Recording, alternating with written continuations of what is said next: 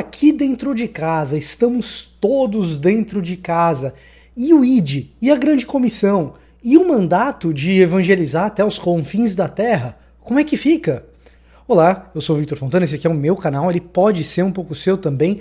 Para isso, deixa o seu like, se inscreva nesse canal, deixa o seu comentário, sobretudo, compartilhe esse vídeo com quem você acha que pode ajudar ou dar alguma esperança e mais do que tudo isso, fique na sua casa.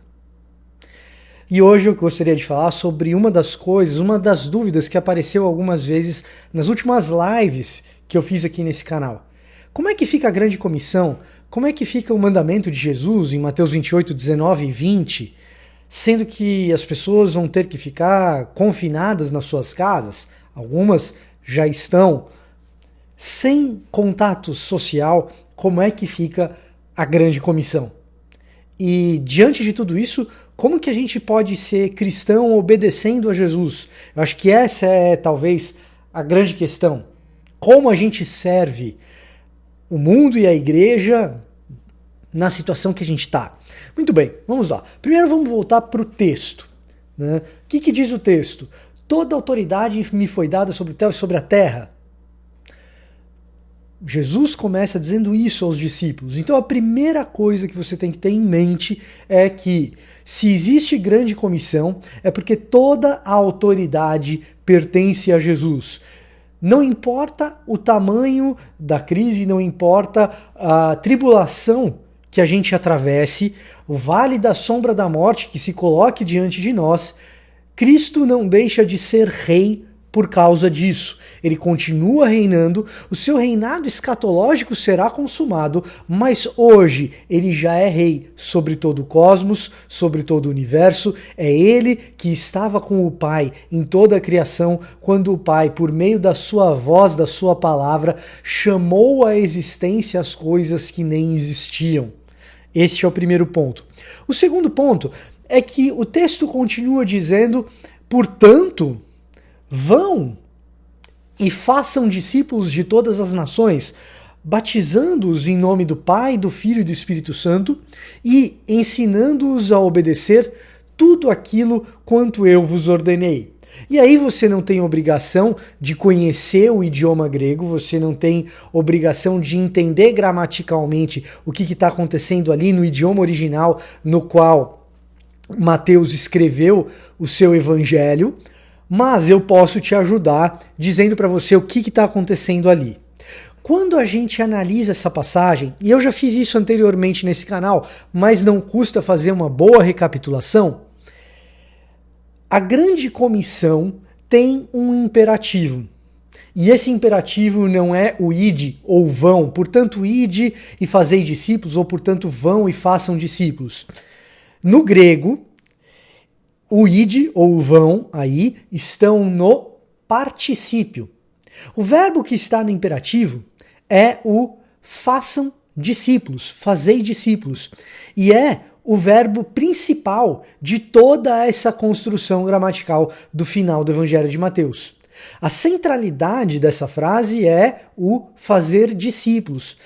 Os outros verbos que aparecem nessa frase, eles estão como eu posso dizer didaticamente, pendurados nessa principalidade do imperativo fazer discípulos. O ide, o vão, ide por todas as nações, vão, façam discípulos por todas as nações, é um particípio que pega emprestado a característica imperativa do verbo principal da frase. E os outros particípios aí são particípios modais, em outras palavras, particípios que descrevem o modo como o verbo principal se desenrola na prática. Portanto, vão e façam discípulos. Como se faz discípulos? Batizando em nome do Pai, do Filho e do Espírito Santo e ensinando a obedecer tudo aquilo que Jesus ordenou. Então, são duas maneiras que a gente faz discípulos. Batizando em nome do Pai, do Filho e do Espírito Santo, portanto, claro, evangelizando e ensinando as pessoas, não aquilo que Jesus ensinou, mas ensinando as pessoas a obedecerem aquilo que Jesus ensinou. E, portanto, na situação que nós estamos, o discipulado se dá em primeiríssima instância, obedecendo aos mandamentos de Jesus. Porque a gente só pode ensinar alguém a obedecer a Jesus se nós mesmos o obedecemos. E aí são vários os mandamentos de Jesus que nós precisamos colocar em prática aqui e agora para que possamos ser luz num mundo tenebroso. Jesus diz: nisto conhecerão os meus discípulos, em que se amem uns aos outros. Jesus diz também que se alguém te der um tapa, dê a outra face. Se alguém pedir que você caminhe uma milha, caminhe a milha extra. Se alguém te pedir a capa, dê também o manto. Esse é o momento de obedecer a Jesus no altruísmo que ele nos ensina, no amor sacrificial que ele nos ensina. Como eu já disse também aqui anteriormente nesse canal, recentemente, esse é o momento da gente pensar em quem vai sofrer mais. No plano da economia, privilegiar os menores negócios, os pequenos empresários que tendem a sofrer mais com a crise. No plano da saúde, esse é o momento em que, de maneira altruísta, eu evito o contato social, porque assintomaticamente talvez eu transmita isso para uma pessoa que está dentro do grupo de risco, né? Então, essa é uma maneira, eu acho que importante da gente obedecer a Jesus e, sobretudo, cantando ao Senhor um cântico novo, usando a novidade da nossa capacidade de criar cânticos e criar formas de obedecer a Jesus e colocar em prática esse amor sacrificial que antes nós não fazíamos. Então, conforme tudo isso for passando, peça a Deus sabedoria e inteligência para que, em criatividade, você seja capaz de, como Deus foi criativo criando o universo, Jesus presente nessa criação, João capítulo 1, Colossenses capítulo 1, como Deus é criativo, que nós também possamos ser criativos. Então peça a Deus criatividade para pensar na minha circunstância específica, como eu posso ajudar o meu próximo. E aí você vai me dizer, tá bom, você falou de obedecer a Jesus. E o batizar em nome do Pai, do Filho e do Espírito Santo? Bom, o batismo em nome do Pai, do Filho e do Espírito Santo, na medida em que nós obedecemos a Jesus Cristo, fazemos o seu nome conhecido. Cristo ora isso numa oração muitas vezes subestimada na nossa Bíblia, a oração sacerdotal, no capítulo 17 de João, que na medida em que a gente o obedeça e na medida em que a gente demonstre o amor dele, principalmente entre nós, as pessoas conhecerão o nome dele e se perguntarão: quem é o mestre dessas pessoas? E assim conhecerão o amor de Deus por Jesus e por nós. Então, a obediência é também evangelização. E aí você deixa para praticar o batismo de fato com a água no momento em que a gente já tiver atravessado tudo isso. Mas a melhor maneira de você colocar em prática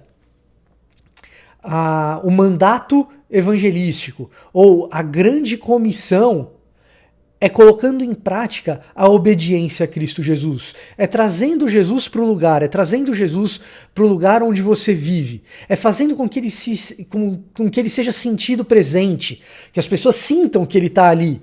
E como elas vão sentir? Na medida em que você demonstrar amor altruísta. Esse é o momento de você pegar o teu WhatsApp, mandar uma mensagem para aquela pessoa que você já não fala há muito tempo, que talvez você esteja brigado, e que você peça perdão, mesmo achando que você está com a razão. E você fala: fulano, não tem motivo de num momento como esse a gente continuar brigado. Perdão, cara. Perdão pelo que aconteceu.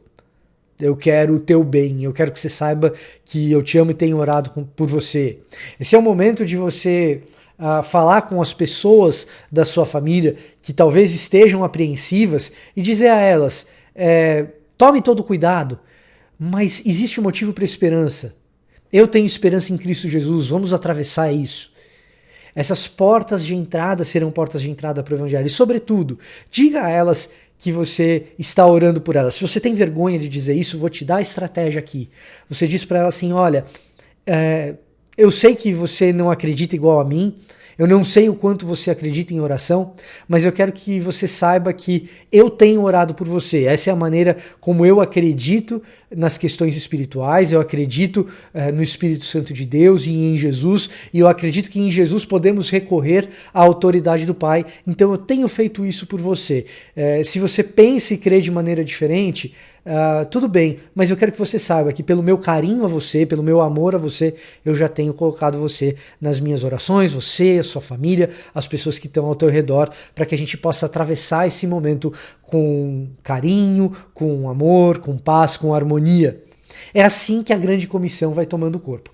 E se você quer entender melhor essas coisas e se você precisa de ajuda nesse momento, eu quero que você dê uma passada aqui na descrição desse vídeo, onde eu estou colocando um link para ipalfa.com.br/reunidos. Esse é o site que a minha igreja levantou, a minha igreja no Brasil, levantou um site para fornecer recursos para que você atravesse esse momento difícil. Então ali você vai encontrar um guia para o seu culto doméstico, ali você vai encontrar devocionais, ali você vai encontrar os links para os cultos dominicais que nós temos feito, ali você vai encontrar muito material para que você atravesse bem esse período, tá certo?